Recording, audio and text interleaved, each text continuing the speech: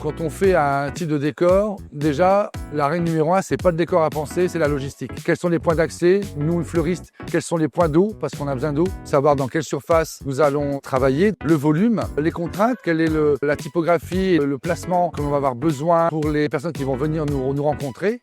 Après, il faut avoir un budget. Quand on sait tout ça, là, on peut monter le projet par rapport à un cahier des charges qui nous a été donné, un code couleur, des matières, une texture. Il y a plein de choses à mettre au bout pour après mettre cette petite part de créativité et puis être dans l'air du temps, dans les tendances. Donc tout ça, c'est une démarche assez longue, entre guillemets, mais très intéressante à faire. Nous, fleuristes, on peut être sollicités par les entreprises. On est là pour les conseiller, faire corps entre ce qu'ils veulent proposer et ce que nous pouvons amener. On est là aussi pour amener l'aménagement, la vision en 3D. Parce que quand on fait un décor, il faut penser à l'espace, que la fleur soit un élément d'apport, d'accroche. C'est à nous, une force de proposition, de concevoir la scénographie générale de l'espace pour pouvoir l'aménager au mieux et répondre à la demande du client. Pour le décor de notre école, on n'a utilisé que des éléments de saison. Je me suis axé sur les tendances dans les tons de vert et des crus avec une légère pointe d'orangé très pâle. On donnait un peu de lumière quand même dans tout ça. Toujours des teintes un peu pastel pour cette année encore. Puis on s'est associé avec Just Chrysanthème pour pouvoir présenter des produits réalisés par les apprentis à base de chrysanthème et de gypsophile. Le gypsophile Grantastic, on a eu un partenariat avec eux. Notre métier, notre savoir-faire, ça va aussi mettre en valeur le produit assez simple, le gypsophile, et en faire une arche, en faire une demi-lune, un chrysanthème pareil. Ils ont sorti tellement de couleurs, tellement de gammes, on arrive à faire des choses totalement folles et intéressantes. Une demi-arche tout en chrysanthème. J'ai besoin de challenge.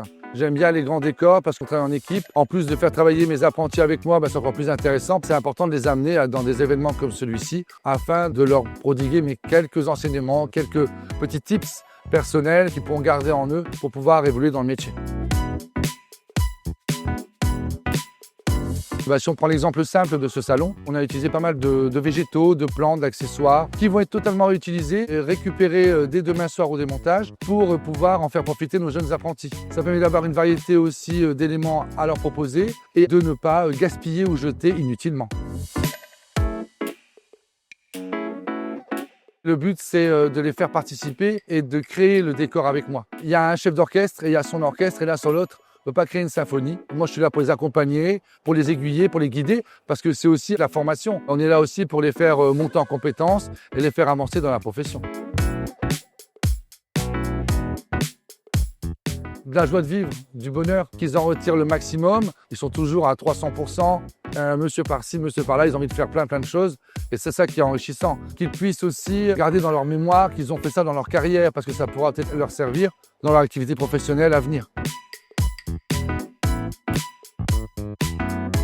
C'est important parce qu'on les sort de leur cadre habituel. L'école a mis en place, et ça c'est formidable, de pouvoir sortir les apprentis comme on le fait quand on fait Chambord ou Cheverny et maintenant le salon Novaflore, avec des contraintes qui sont aussi pas les mêmes qu'en entreprise. Il y a des contraintes techniques, des contraintes aussi logistiques, les confronter aussi à la réalité de travailler aussi en équipe, de se parler, de se coordonner, de s'écouter pour pouvoir former une synergie et de créer un décor digne à la hauteur de notre école.